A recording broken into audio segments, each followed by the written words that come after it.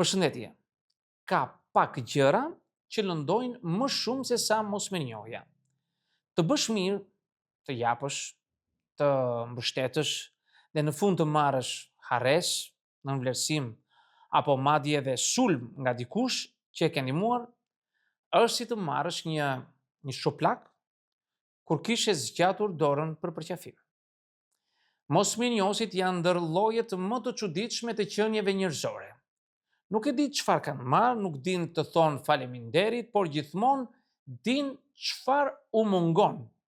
Nuk u mbajnë mend sa herë ke ndihmuar, por e kanë të fiksuar përjetësisht një rast kur nuk ishe ti aty. Madje edhe kur çojnë nënën në shtëpinë e të moshuarve, thonë, po ajo s'na dha ndonjë gjë të madhe ne. Mirë ja bëm.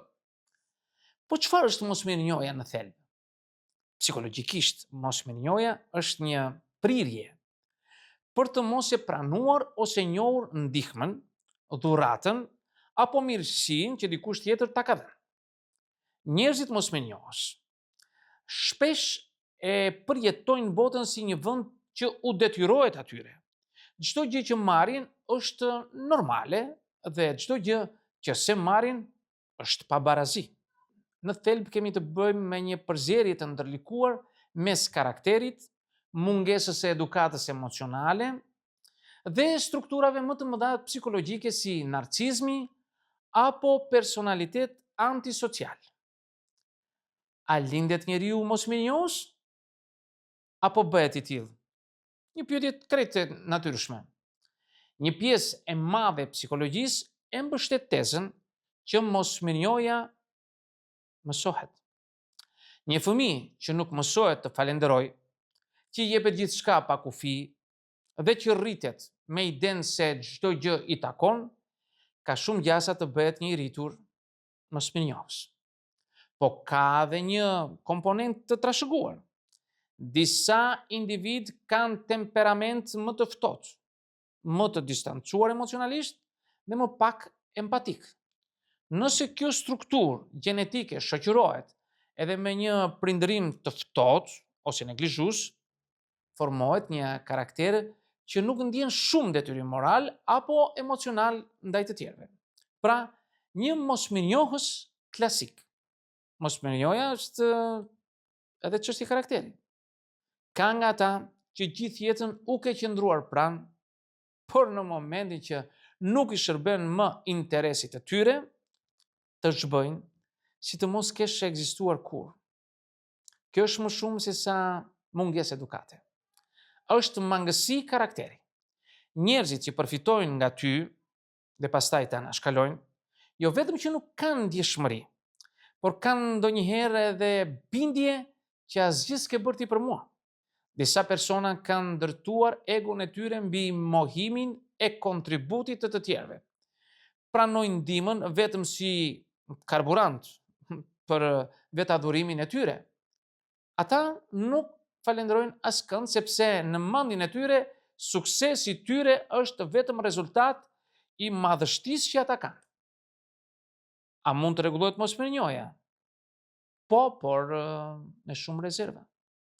Nëse është thjesht çështje edukate, mund të përmirësohet me ndërgjegjësim, me reflektim, me punë terapeutike. Shumë njerëz rriten në familje ku falenderimi nuk kultivohet, por më vonë, kur përballen me jetën dhe me humbje reale, e kuptojnë që mirënjohja është një forcë që e ngroh shpirtin dhe atij që jep dhe atij që e merr. Po nëse mosmirënjohja është pjesë e një personaliteti të ftohtë narcist apo manipulues, atëherë jemi përballë një mekanizmi mbrojtës që nuk do të ndryshoj kollaj. Një narcist, për shembull, nuk do të falenderoj kurrë me gjithë zemër, sepse kjo do të thotë të pranoj që ka nevojë për dikë tjetër. Dhe kjo e shkatërron bot kuptimin e tij në vetvete si ai që e quan veten qendra universit. Do t'u tregoj disa shenja kur ke të bësh me një mosmirënjohës të thekur, si themi. Se thon kur faleminderit si fjalë, por as edhe për gjërat më të mëdha, por as edhe për gjërat më të vogla. nuk pranon se ti i ke dhënë diçka, por ankohet nëse i ndaloni së dëni. Ndihmën tënde nuk e merr si detyrim, jo si akt vullnetar. I përdor ndihmat që i ke dhënë për të manipuluar më pas. Po mirë, s'të kërkova unë vetë ma vetë. Kur arrin diçka në jetë, fshin çdo gjurmë të kujdo që i ka dhënë dorën. Po, pse lëndon kaq shumë mosmënjoj, ha? Sepse prek thelbin e marrëdhënies njerëzore, besimin. Kur i bëjmë mirë dikujt, e bëjmë me një ndjesi besimi, të pashprehur, që mirësia do të njihet, dhe nuk do të përdoset, themi.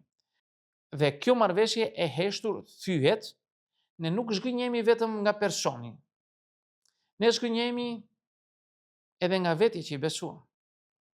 Po, çfarë të bësh me një mosmënjohës?